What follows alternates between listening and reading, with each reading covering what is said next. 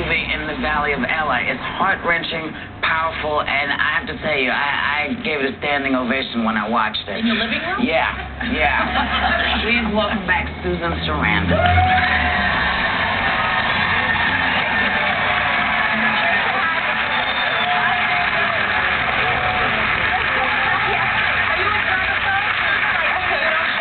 You're a germaphobe? No, did you have your hand out? No, honey, I can see when you're the one. Open mouth on the lip. It was very interesting backstage. You had something to say about the Emmys. I thought it was. I just said, my God has a big sense of humor. It's much bigger than that. And I wonder if somebody had actually gone down and thanked Allah, what would have happened? Yeah. I mean, a God other than the one that's accepted for the most part in this country. Any a Wiccan. I don't know. I mean, if, you know, we're very specific in our gods. But I really think she has a much bigger sense of humor. All that's fine. God says, take my name in vain. It's not such a big deal, gays getting married. Come on, really, let's get over it. Let's go to kindness and preserving life, Yeah, kindness the big stuff. The big stuff. Not just kind of, you create a whole world. You don't have to worry about that little tiny stuff. I agree with you.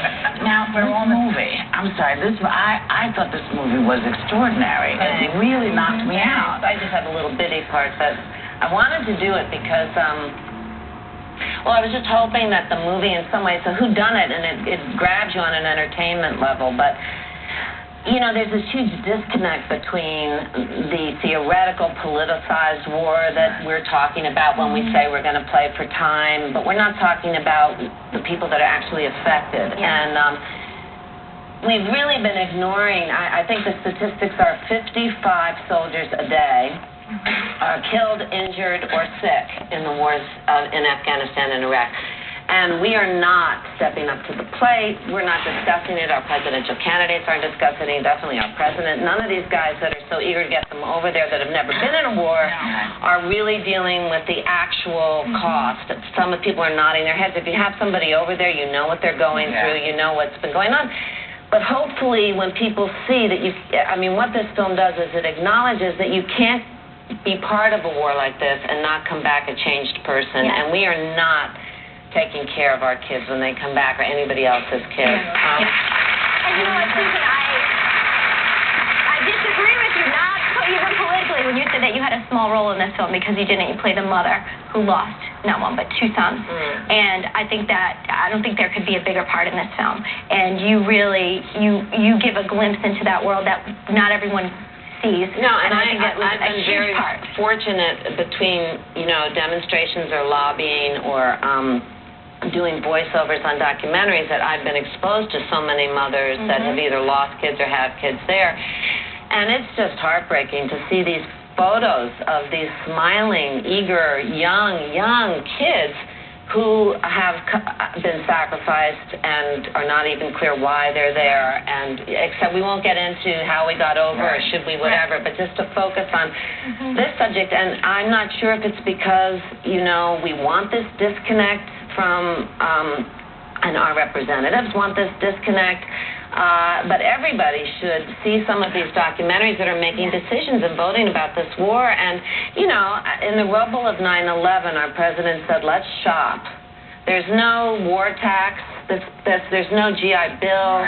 We're making the same mistakes that we made. But the country did vote.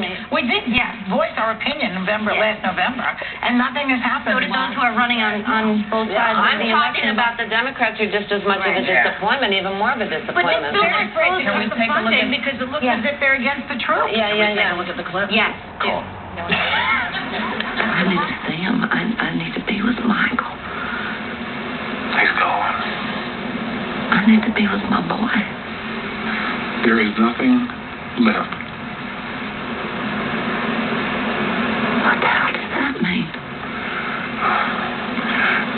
Johnny, for once in your life, will you take my word for something? For what? For once? I seem to remember me being the one saying no and you saying it'd be good for his character. Who won that argument, Hank? Mike was the one who wanted to join. I sure as hell didn't encourage it. Living in this house, he never could have felt like a man if he hadn't gone. Both of my boys, Hank, you could have left me one. Powerful stuff.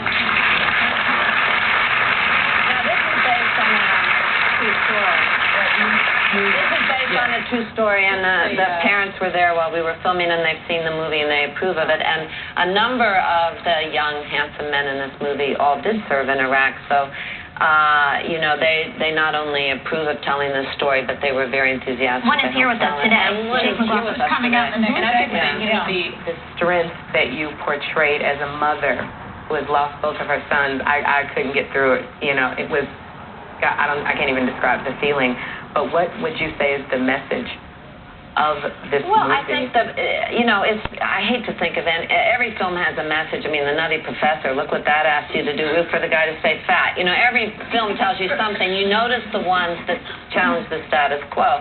But I think really it's just saying, let's get real about the war. Let's acknowledge that you cannot ask these kids to do what you're asking them to do, which maybe our soldier will tell us some of the stuff, but without them changing, without them coming back. And when they come back and they see us acting as if nothing's going on, and they do not see anybody stepping up to the plate, and they cannot get doctors, and there's this stigma on their post-traumatic stress. And I'm talking about especially the ones that you can't see their injuries.